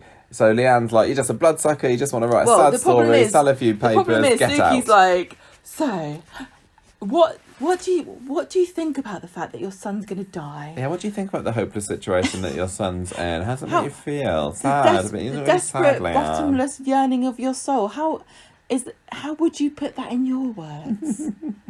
Journalists say, Gemma, what you like? Oh, it must be sad. Yeah, shall I write that down? Can I write down that there's a tear in your eye? So you get a Rita Skeeter you kind look of vibe. Tired and sad. Shall I put your Suki tired and sad? Has to leave. She gets thrown out by Leanne. Although she does have a bit of a laugh with Nick about how well Sam's doing in the garden. I was just waiting for Leanne to come burst again. Oh, you think it's funny, do you? No, you Nick. Yeah, Nick. Oh, what? A bottle rocket to raise money for my son who's dying? You think that's hilarious, do you? You think he's not going to make enough money for it? You don't think he can raise £50,000 selling bottle rockets, do you? You think in a tiny urban garden with no through traffic? Well, let's find out, shall we? Gail catches Nick and Natasha also having a little bit of a giggle later in the garden. She goes up to Natasha and says, "You are smiling at my son, how very dare you?" Natasha gives a pretty good rebuttal. She's like, she is not intimidated by Gail in the slightest. Bent, woman. I'm not interested in Nick anyway. That's for next week. And later on in the episode, the last week we have a scene with Leanne and Toya, I think it is, back in the hospital, and Leanne saying, well, you know, I didn't want Oliver splashed all over the papers anyway. I don't want the attention. And what do you know, on Friday, there's something about Oliver in the paper. Well, Sam's the one that's got the picture, this Suki, because she's a mate of Natasha's. Like, I've lost the story here. Yeah, there's one out in the gardens, just opposite. I think I'll write about him. Something to write about, and there's a cute kid here. I can take a photo of him, stick him in the paper. Well, she knows him as well. Because she's a friend of Natasha's, so she knows Samuel. It makes it even easier. It's total nepotism, but it sells papers. Typical. Gail has found this article and a crossword. She has found never a crossword. and Nick thinks Leanne is going to go ballistic when she finds out about it. I'm sure she'll be very reasonable about it. No. Natasha swears that she didn't know that Suki was doing this. And by the way, would it make it better if I offered to give £20,000 to Oliver's fund? No. She does this twice. She says, I'd like to make a donation to Oliver's fundraising of £20,000. Yeah. And then later to Leanne, she says to Leanne, oh, sorry, didn't Nick tell you I was going to give some money to Oliver to help him? £20,000. I'm rich. I'm a rich I've bitch. got so much money that I don't even care. You can have it. You can spend it on what you want. I think maybe the climax of the 60th is going to be Natasha versus Ray. I think So the he can climax throw of the the most sixth money year around. is us finding out that Natasha is Roxy, and that's why she's loaded with cash. I have 20 might grand be out Roxy. of the buying house funds. I don't care. Yeah. So anyway, Nick is kind of like, on the one side, I got Natasha or Roxy. I'm offering to give me £20,000. On the other side, I've got Leanne. I'm stuck between. Why? Between what? Well, it's What's like he anxious about? he didn't want Leanne to find out. She's offering me this money, but I don't want to wind Leanne. I'm stuck between a Roxy and a hard place here, says Nick. What am I she going not to do? Roxy? But it doesn't matter because Right Leanne now. has read the paper anyway. She's at the hospital. She's fuming reading the throws paper. the paper Throws on the the paper floor. on the ground. She's mad. Steve comes along. Oh yeah, Steve's I'm back from Germany. Germany. A couple of times they say we've got bad news from Germany. It reminded me a bit of Chamberlain coming back in 1939 saying, We can't let go of it, can we? bit of paper. We can't let go of it. He's what was the famous speech? There will be no war with Germany. We're going to have a war with Germany. No, we won't. Bad news. We will not go. Oh yeah, bad news, everyone. Yeah, bad news. We're gonna ration sweets. We're Hitler Good hasn't got back news. to me. The good news is we've got stuff that we can write and make films about for the next 100 years, probably. At least. So yeah, Schmitz has said And also no. another piece of good news. We've now got another name for the Great War. It's going to be called World War One, and this is World War Two. Always look on the bright side. Leanne realises. Also, we've got something to do with these poppies now. Leanne We realises didn't know what to do with them, and now we that will. she needs to go crawling back to Wednesday because she was a little bit harsh on her. Wendy. Did I say Wednesday again? You did. I thought you were doing it on purpose. Wednesday lady, Wendy. Just call her Wednesday. We know what you mean. I don't even mean to. A niche. Leanne says, "Sorry, Wendy." I don't get You're this. really having trouble. Who says, "Look, I'm going to have a meeting with you this afternoon," so it's really, really important scene there. On the phone to Natasha later, Nick tells Leanne, Yes, look, Leanne realised that Dr. Schmidt said, "No, sorry, I told you no, and I'm telling you no again. I'm not going to go to court with you to get you treatment for this kid that I told you I can't help treat." So then Leanne's like, "Oh crap, if we don't have Dr. Schmidt, we're definitely going to need Wendy." And I did call her an insensitive bitch. So perhaps I need to apologise. "Yeah, she should go on crawling." Yeah, and they have a meeting she says, later. "Yeah, let's have a meeting at 4. Yeah, I said that. I know, but You it said wasn't better than me. clear in Okay, context of what Nick, happened. meanwhile, is saying, "Nasha, thanks, Nasha." Oh my gosh. Nick and Turn Nasha. into the Pinot. Nitch and Nasha. Nick is saying to Natasha, "Thanks, but no thanks. I can't really accept you £20,000. It's a little bit too generous." No, he's also, saying, Leanne's going to get really have mad you- if she finds out where it comes from. Have you not been following this storyline? Steve's going to sell the taxi things. We don't need money anymore anyway. And also, if we get the money too easily, then where's the tension and the drama? Yeah. Because if we've got the money, Natasha, I'm afraid the tension and the drama is probably going to come from mine and Leanne's relationship tension, and you perhaps forming a love triangle. So think about that. Who ever heard of somebody around here ever having an unexpected windfall? Yeah, having money- you can't just give people £20,000 just because they live in Weatherfield. So it doesn't take long for Leanne to find out about this offer because Natasha comes round the house later And tells her. "Oh, Did Nick sorry, tell you that I was going to help give Give money you an to offer. Oliver? £20,000. And Leanne's like, "What the hell? I wouldn't have said no to that. I don't care. I need money at the moment." "Nick, you don't care about my son. You're turning down £20,000. That could bring him back to life. Not that he's going to die." You don't care. You don't care. We do have £50,000 medical bill, Nick. It's not. It's a legal bill. It's a Go legal and ask bill. Natasha if legal bill. Go and ask her if the offer is still on. Get out, and bring me a G&T when you come back. Get me something from Costa. Leanne Give me a surprise. opens up I to want a gingerbread Wendy man. later on about how awesome Oliver is, and this was the scene where We've goes heard on. her describing. We've had this before. The thing is, And there's we've only never so many actually seen it. times. Yeah, we've never. She's like, you don't even understand. Even if you watch Coronation Street, you wouldn't know how great Oliver was. He was amazing. He was so cute. He was funny. He was great. He had a great sense of humour. He did this, that, and the other thing. And this is like perhaps the third time now we've heard her. Like, we know Oliver doesn't normally stay in bed every single day. We know that he's sick. and he didn't used to be like this. I would have thought that if Wendy is used to doing this job, probably all the mums say the same thing. That's what I was thinking. I mean, with the People, best will in just the world, get a usual script all and cross out the children name. are very sweet, and everybody has very similar thoughts. And if you were there going, yeah, Wendy, to be quite frank with you, he was always a bit thick. Yeah, and she's going to And go, he I was a won't bit of a take wet his case blanket, then, actually. and he used to wet the bed. I hated that. Honestly, if I have to watch Peppa Pig again, I might kill him myself. So really, I think take it or leave it, Wendy. It's up to you, actually. Yeah, but at least he's got a catheter at the moment, so that's... Yeah. Wetting the bed's not a problem Silver anymore. linings. Natasha agrees to give the money at the end of the episode towards it. Why and is then- she giving him 20 grand? I don't know where she's getting this money from. We'll come to that in a minute. Nick, What is her job? Nick, at the end of the episode, tells Gail that Dr. Schmitz is not going to back Leanne, but she's still not giving up, despite facing a very clearly losing battle. And I Despite think, being willing to sacrifice everyone else's livelihoods and cash and everything and throwing it up the wall for Oliver, who is suffering, we presume. Nick has in Leanne's words, I'm sure she would say if she overheard this conversation, has given up on Oliver. He knows. Yeah, Nick knows that Gail's right. Gail's right, and Oliver's not going to get through this. No. And Gail says that you need to tell Leanne how you feel. And he's like, no way, if I tell her how I feel, she'll shout at me too. She shouts at me anyway, and I'm pretending to go along with everything. Yeah, it's she and would not Gail be worth. doesn't get it. She's like, oh, don't worry, just tell her what you really think. No, I wouldn't tell her. Do you think Nick should / will tell Leanne? Well, I think Gail's completely right here. She's like, she says something like, you're the only one who can tell her this. You're the only one she'll listen to. And he says, oh, well, Tracy tried to tell Steve and he wouldn't listen either. Yeah, Steve. Could Steve tell? At the Honestly, moment, Leanne is in a situation that nobody No, she could can't tell see her. anything. She's not. I don't. She needs to stop being enabled. People need to stop giving her money.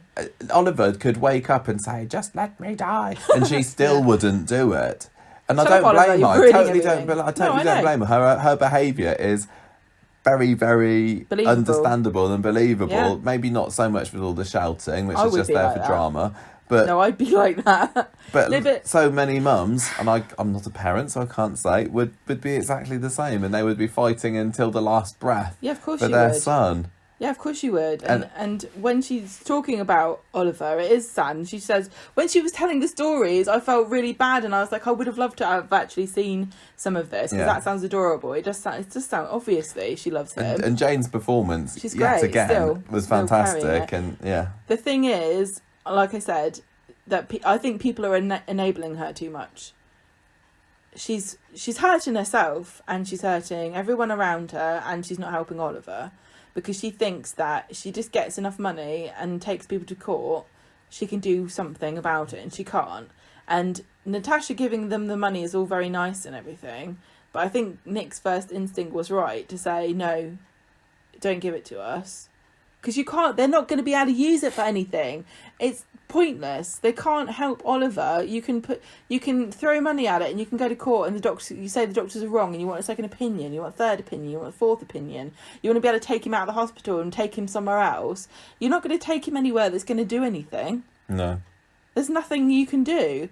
Thing is, there are some dodgy doctors out making there. her think that there's a chance is worse, because she's got hope now, and that she needs to come to terms with what's happening. I not wonder fair. though whether there are some dodgy doctors that would hear about Leanne's story and think they can make a quick buck They've from it, already- and said, "Yeah, you give me £50,000 and I'll cure your son." Oh, Well, I I'm didn't surprised, manage it, but thanks honestly. for the cash. We already had the Sinead can drink kale smoothies and cure herself of cancer story.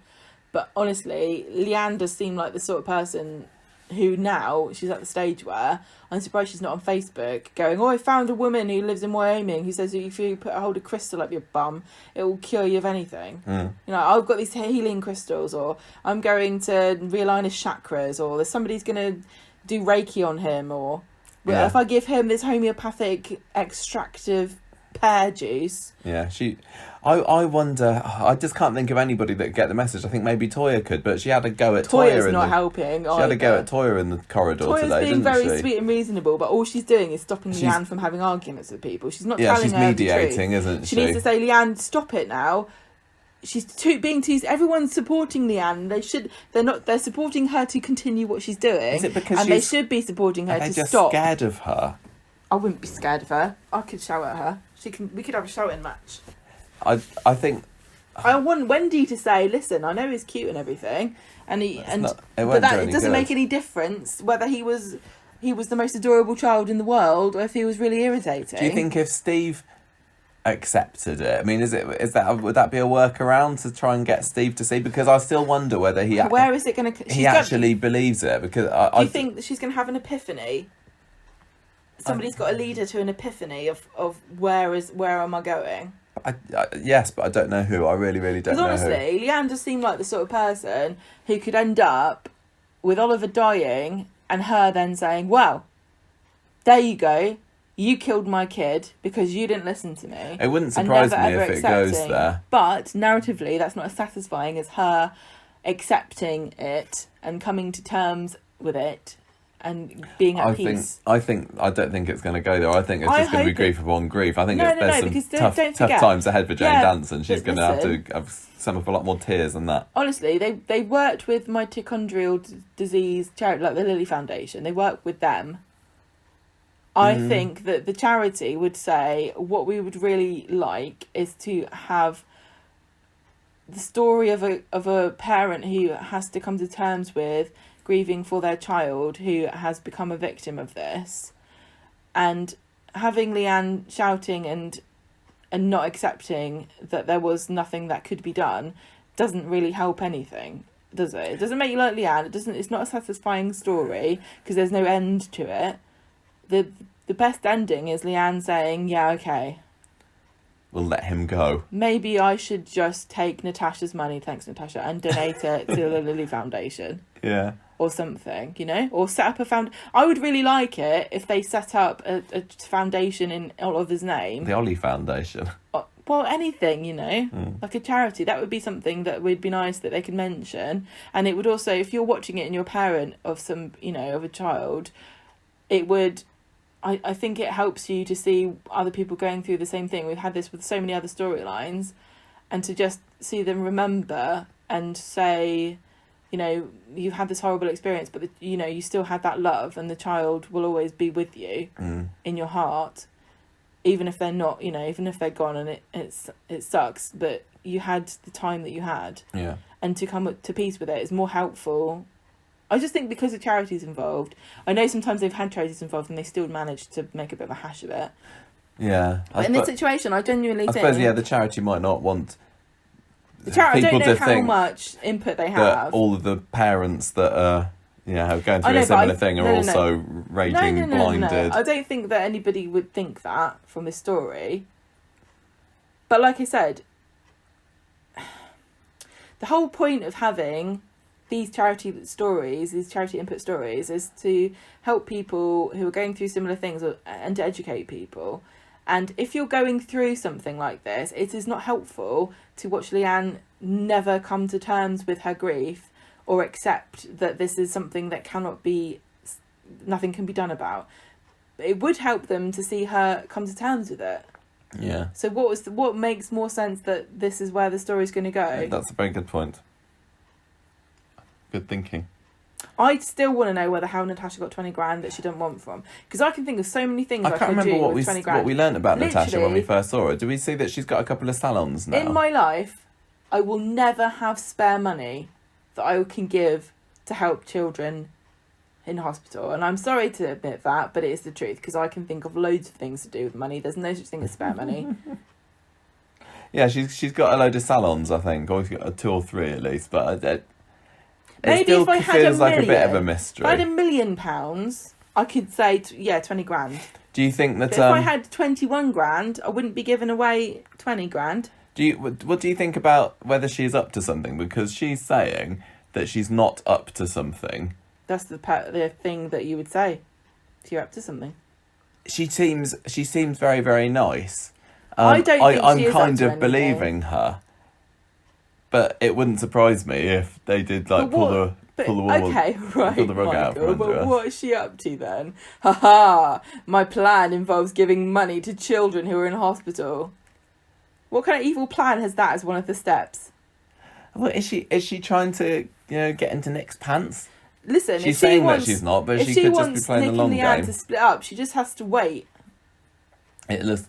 Well, I tell you one thing, Nick Price gave a really great performance tonight when Nick was talking to Gail, and Gail was saying you have to tell Leanne, and Nick was saying I can't, I love her, I can't do that to her, she won't. Like, the fact that he had tears in his eyes, and he was basically saying, in a sense, Leanne's love for me is conditional of my complete and unwavering support of anything loyalty that she says or does.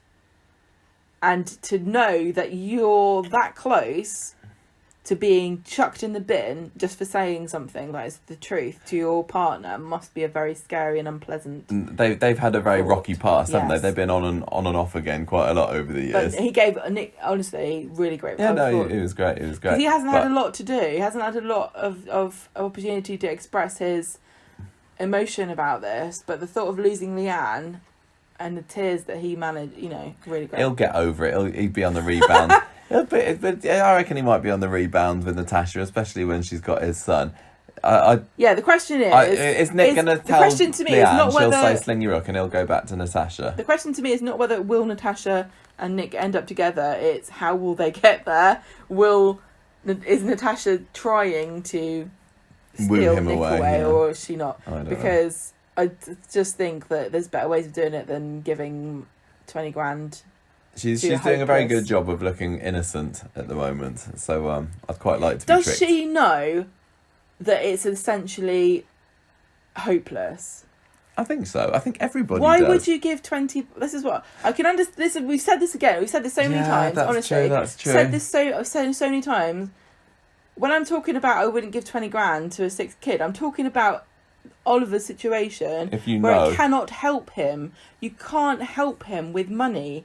I wouldn't do it. Not even to stop Leanne coming on the warpath at you. Maybe that's what Throw everyone's money doing. on the floor and she'll pick it up, and you can run away. She'll be distracted. Speaking of money, that's the only way I would. There's another segue for you, Robert Johnny Gemma. Your turn. What has been going on? I'm trying to dig myself out of the hole that I've made by saying that I'm a heartless, care about dying children. Heartless fiend of a woman. Talk about Johnny. What's he been up to with Scott and Jenny and the Rovers today? So Friday, Scott says to Johnny, "Don't forget that Ray's got a big, high stakes poker evening with all these bigwig investors at the bistro, and we're going to rob it. Tomorrow, Monday. We're going to rob it. You're going to be the car driver. Have you ever seen I'm going to Ocean's be the 11? in and out robber man. You ever seen Ocean's 11? This is Crosby's 2. It's going to be great. I'm going to get inside a tub of ice cream, put it what's inside his the name? freezer. No, Scott, what's his name? Crosby. Is it? Okay. Crosby, I got yeah. it right. I'm going to get myself stuck inside a tub of ice cream, go inside the freezer, pop out there in the middle of the night, go and rob everyone. I'm going to pop out of a cake and I'll be the stripper. So what I need you to do, Johnny, is bake a giant cake in the shape of a man. I'll get a bikini. We'll both get a leg wax because I need the moral support. And when Jenny goes to town shopping for this holiday, can you get her to get me a bikini? Yeah. I can't think of how this will go wrong. The only thing I'm wondering is where am I going to put all the Rolexes if I've only got a tiny pair of pants? But we'll sort that out when we get to the night. So yeah, he's got this high stakes poker evening, game, night. Johnny's like, this, honestly, Johnny's right, this sounds weird and dumb, like the sort of thing that you would do in 1924. He's saying he does. He's just looking for any kind of excuse to get out of it, isn't he? Scott has got the dumbest idea I've ever heard in my life. Let's go down the street to rob a man who knows us both personally, and you're saying to me there's no way that Roxy is Debbie because people would hear her on the phone. There's no way that Scott and Johnny could rob Ray without him realising it's them two. Yeah. So his plan is go down the road, rob a bloke that knows us both with a man who's suffering from MS. Yeah, but Johnny's going to stay in the car. Who's saying, yeah, I know, but who's saying, I think I'm feeling a bit funny about this. I'm worried that my health is failing. He's like, no, shut up. You're going to be my getaway driver. Oh, no. I can't think of a more reliable man than you. I want to know what they're going to get away to as well, because they're going to turn the car around, just drive to the Rovers, and they get quick, Quick, Get get in the Rovers. They're looking at us. Oh no, it's so embarrassing. Shut up, Scott. Oh God, you said my name. Yeah, this is really one of the stupidest heists. Yeah, but there's still the chance that Johnny is being set up by Scott. Oh yeah. To get him back, isn't there? There's the possible bit of revenge. You're right. I keep forgetting that there might be an actually good plan hidden beneath this ridiculous idea.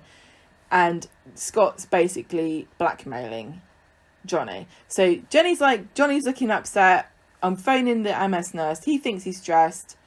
I'm worried that you're stressed. And Johnny can't tell her why he's stressed.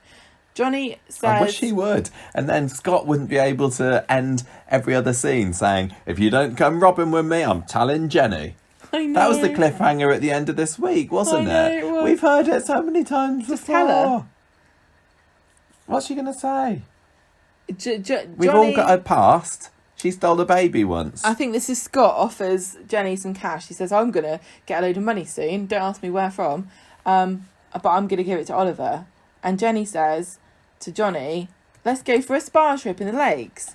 And then... With the money that Scott gives us, they give it to Ollie. It's a hopeless situation. Ollie's going to die. Let's go to the spa. Massage. So Jenny says, oh, I heard that Ray's having a big high-stakes poker match, but I don't want to be in town because it sounds risky. Let's go to the spa. And then Scott says to Johnny, better not go to the spa because that's going to ruin my plan. And then Johnny says to Jenny, I don't think we should go away now because it's really busy. Turning away customers. We can't... Maximum 3, everybody. Whoa. We can't go away now. The work needs us too much. And Jenny's like, shut up, we're going. And then Johnny snaps at her and says, go on your own if you're that into it. And then Scott's like, oh, Jenny, Scott is so mean to you. Wonder why. So Jenny confronts Johnny in the back room and says, you making me look like an idiot. It seems to me like you don't want to hang around with me because there was that whole thing where you stayed in France inexplicably for months on end and wouldn't come back with me. Now I want to go away for the weekend and you don't want to come. I think I'm an idiot to think that our marriage is worth anything and I'm going to go and cancel the spa now. Good scene, I like that. Yeah. Scott says to Johnny, okay, fine, go on your stupid trip, but if you do, I'm going to tell Jenny that we left a man for dead. And this is like the extra bit of information. The security guard. This is the extra bit of information about the security guard. That we'd all worked out. That we worked out, and it really is the lowest stakes thing that could have happened. Yeah. They robbed we left a bank, him for dead. Like he fell down and you didn't see you were right. Shot a security guard, left him for dead, but he's all right, really. I mean, unless there's more to this story, like, oh, it was his final day before retirement, and now he can only see out of one part of his eye. He's been eating from a tube for the past 40 years. He has to eat spaghetti hoops every day. It's the only thing he can eat. Yeah, so we now know enough. I mean, they could reveal more. Like, you're wearing a really unfashionable outfit that way, Johnny. The poor security guard now can only smell vinegar and nothing else. So, and all the colours have been inverted. I felt that this story was just kind of gearing us up for Monday action. I don't think there's very much here that hadn't happened before. I mean, I suppose Jenny is getting more and more narked with Johnny is the development here, isn't it? There was also another development, Michael. What? Jenny's stepdaughter Daisy that she's been best that she's friends never with mentioned forever. with. Yes, no, she's her passion. Yeah. I always mention Daisy. Daisy, my stepdaughter. My stepdaughter Daisy. What from do you my mean? other marriage. Who? Yeah, I've got a family. Who says I didn't? Just because that kid drowned doesn't mean that I'm not friends with Daisy. She doesn't hold it against me. I think that we might be meeting Daisy soon. It was just a little bit awkwardly shoehorned in there. That was very odd because she's never mentioned her before, and you would think that she would be invited to weddings and things. Yeah, you'd think. Or events. But no, she doesn't live here because we hear that this week she is in town. So maybe it's too far to travel. I can't travel for. I don't travel for weddings. I only travel for funerals. So what? Because you can only ever have one each. Do you have any predictions about what's going to happen at the raid next week? All we know is that there's stuff on the front of some of the soap magazines about the raid next week. So it's going to be something. And I don't know what. I haven't read anything. All I've seen is pictures of people looking sad. Yes, I've seen pictures of Scott and Johnny and Jenny on the front of the soap magazines, but I honestly I don't know what is going to happen. No, I don't know either. They're going to go and rob the place. It's all going to go swimmingly, and then Johnny's going to fall down and go, "Oh no, my MS is flaring up again." Do you think he might actually have an attack? Ray will go, "That sounds like Johnny. Oh my god!" And then he'll go, "But I only did it because of that security guard." And then Ray will go, "The security guard was me all along. I'm only here to get revenge." Oh, maybe. No, I don't think so. Do you think that is Johnny going to have a bit of an MS attack while he's driving away? Roxy is Daisy. Oh, what if Johnny has an MS attack driving away in his getaway car and he swerves and he hits Jenny who's just coming out the Rovers? What if he hits Daisy? Yeah. And Jenny's like, "But I've just got her." And she'll be pushing up the daisies. She's my family member. I don't have any family except for now she's dead. You've left her for dead. What is it with all my family members getting hit by cars? My mum, a car. My dad, a tram. My stepdaughter, a getaway car. That's a tragedy. My foster mum, a tram, nearly.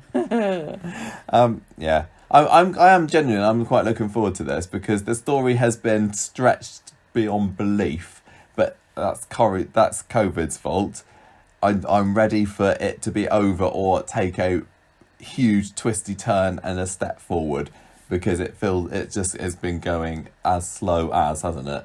Jenny's going to find out that Johnny done a rob. Do you think by this time next week Jenny will know Johnny's dark secret? Johnny, I hope she does. How could you? And why did you keep it from me for so long? Jenny, I knew you would feel less about me and look down on me. Johnny, I love you. It's not that. It's the lies I can't cope with. The lies all this time. You and Scott behind my back. It makes me sick. Jenny, I'm sorry. What can I say to make it right? Johnny, there's nothing you can say now. You've lied to me all this time. I don't think I can be with you anymore. Something like that. Yeah. Something like that will happen, we'll see. No, I'm looking forward to it. I want more dramatic Jenny stuff. I'm really hoping that we get that and we don't get more comedy drunk Jenny. No. Look, what do you think is going to happen? What do you think is going to happen? They're going to break in on Monday. They're going to break into the high stakes poker match, and Jenny will be there. Comedy drunk Jenny. Going, maybe she's been invited. Look, it's my husband wearing a mask. Oh, come and join us. I've won all these Rolexes. And then Scott will be like, "God damn it, we didn't even need to rob. She's won everything anyway." What we should have done is got really good at poker. Right. Why do crimes when you can be good at poker? We are going to end this with a Gemployment story, which basically boils down to the Winter Browns start the episode moaning about money and stuff, and they're in a pain having 4 kids. They've only kept that Freshco deal. So then they go around job hunting. Bernie wants a job in the cafe. Kurt agrees to give Chesney a job in packing in the factory. Gemma goes back and says, "Look, I'm on a stamp. Give me a job, Jenny." I'm on a stamp for being a barmaid, and they've just realised I don't work here anymore. Yeah. This is embarrassing. Can I have my job back? Yeah. That I had for about. So they all get jobs. And then they're like, "Oh no, who's going to look after the quads? One of us is going to have to give up our newfound job to look after them." Don't all work at the same time. Who's going to draw the short straw there? Chesney Maybe says, you could do some kind of shift work. Chesney says, "It's all right. I don't really want to work in packing anyway. I'm going to have to turn Kirk down." Actually, wasn't allowed to give him the job in the first Well, yes, that's place. the thing. And Chesney goes to tell Kirk, "Sorry, I can't have the job." But Kirk's already telling him, "You can't have the job because Sarah Lou says I'm not allowed to exercise my autonomy." And Chesney's like, "Oh well," and so Gemma's back to work at Wednesday. She's contouring her wangers and putting on her sparkly top and very nicely contoured. Yeah, she is. She's done up to the nines, isn't she, Gemma on Wednesday? Yep. She's back lynching it right up. Yep. And that was it. Isn't it easy to get a job in Weatherfield, everybody? You just have to go and ask someone, "Can I have a job, please?" Yeah. Just takes a bit Makes of you perseverance. Why bit they of were effort. suffering through not having jobs for all that time. Yeah, when they're just people literally giving out jobs. Todd's going to need a job next. Anyone want a job? Jobs here. Come and get your jobs. Where do you think Todd will end up working if he's hanging around? Trim up north. Let's say that. Let's find out. Right, Gemma. Yes. It's time to come to Score the Week and give our character profile of the week. Not character profile, character of the week. I don't know. Like I said, Wednesday was the absolute highlight of this week. There was some. I- My favourite Battersby Okay. scenes were on Wednesday. I thought that was Jane's top performance of the week. I called that Leanne's behaviour this week weaponised bitchery yes, on Twitter, and I stand by that because she is the worst bitch of Weatherfield. yeah, but she's still not annoying me anywhere No. near as much as she used to. I'm enjoying finding watching it. Really good. Really, I tell you what, there's nothing more invigorating than unleashing righteous anger on people who you think deserve it. And I know nobody deserves it, what Leanne's dishing out at all. They're all completely innocent, and she really has no right to be having a go at anybody at all. But there's something kind of satisfying with the fact that she has just given up on giving any F's about anything, and she just says exactly what she thinks at all times, and nobody can say anything to her because her kid's gonna die. What freedom she has found. So Wednesday was great. Monday got too silly, and today I just wasn't that gripped by. I But wanna say, I was ready to give it another 2 or a 1 after Mondays. Honestly, I was. Because you but hated the exorcism. it wasn't just that. It was amazing. wasn't Can I just just that. say It was also, the winter stuff. Through the power of Jesus, it worked, didn't it? Because instantly the demon came down the Problem was stairs. solved. The Is this proof that Todd is in fact the second coming no of second devil? coming of Todd? Second coming of Todd. No, he's the devil, isn't he? Yes. So he was exorcised out the attic by Billy. So really, Billy should have mentioned that at the job interview. That's yeah. Why should you be an archdeacon? I don't know. Have you done an exorcism? I don't think so. I did one on Monday, actually. It was my first one I've ever done. Special and skills. Instant success. I thought Strengths, exorcism. I thought that- Weaknesses, men. I thought that the exorcism was silly. I thought that the mix stuff was silly. Yeah. I thought that the Gemma storyline was silly. I just didn't get into Monday, but Wednesday was great. I'm going to give this three Asbos in a shell suit out of 5. Right. Which is one of Todd's many great lines and insults against Paul this week. It did look like an I Asbo. am going to give Do they my... do Asbos? I don't think they do anymore. You don't Don't hear about them anymore, do you? I'm going to Do you give... remember when it was all the rage? Yeah. I'm going to give my character of the week to... I don't know whether I want to give it to Leanne. It's because it'd be for similar reasons as before, and there were bits where I was thinking, oh, come on, Leanne. Surely not. It's not funny because that doesn't really stand anyone completely stand out. Maybe I will give it to Todd, just because I was so chuffed of him, making a turnaround, and whereas last week I was, really slating what they're doing with the character, but I actually pretty much enjoyed everything that he did this week. So yeah, I'm going to give it to Todd, my character of the week. What about you? Score character of the week, if you please. Okay, listen. I am listening. I thought the exorcism was hilarious. You're shaking your head. I know. I just think can't be doing with Mary Partly sometimes. it's because it annoys you so much, but also I loved it because I like spooky things. Look, classic Coronation Street version of that is Hilda having her séance. That was worlds away from the farcical bumblings of Billy and Mary on Monday. Sorry. It's beneath my highbrow Go on, expectations. I interrupted. You carry on. I know people hated it, and that's kind of fueling my love, okay? Also, I'm very happy with the direction Todd is going. I'm not interested in love triangles at all, but I like Todd being the spanner in the works. I couldn't be dealing with the Gemma storyline of Fortunately, it was only one day. literally, but to me also, it felt like a sort of story that they would normally, with those characters, try to take 2 months. Yeah, you're right. At least we haven't got any money. Oh dear, what should we do? Let's all go separately and get jobs. We've all got jobs. What should we do with the children? Nobody thought about that. Well, one of us will have to give up a job. Well, I'll give up my job. My job's given up. All in one episode. Yeah, so why did we end up having months and months and months of them going through all their other dramas earlier on this year and all throughout last year when they could have just been tied up in one? I'm also not really convinced that I want Gemma to be a barmaid because No. we don't have any reason for barmaids now. Literally, all they do is microwave hot pots. Well, they've got. I mean, I thought at they've one already point, got Emma, and they've Emma got is Emma and they've got Ryan. Emma is much. I don't know how much space there is for two ditzy, funny barmaids, and Emma's already there. What else did I like this week? I really loved Leanne on the Rampage, and I think, and I kind of like the intrigue with Ray, but I'm really trying not to think too hard about all the massive sinkholes in the plot. I'm gonna give it 3 contoured boobs. Oh, you're giving it 3 as well. I gave it 3. Yeah, I know you did. For different reasons. Yeah, because I think that we both had to. Yeah. Now you make me think. Do I give it 2.5? No. No. Wednesday was Don't good. copy me. 3. I mean, just You're go giving it opposite. 3 contour boobs out of 5. Yeah. Fine. Who's my character of the week? It's I think it is Leanne, Leanne. surely, yeah. Yeah. Maybe not for the reasons of her heart-wrenching, dramatic performance and, Just being floods of raging, tears. just shouting at people for no Fine. reason. The total liberation. Okay, Leanne. good. And that is it for this week's Street Talk, I think.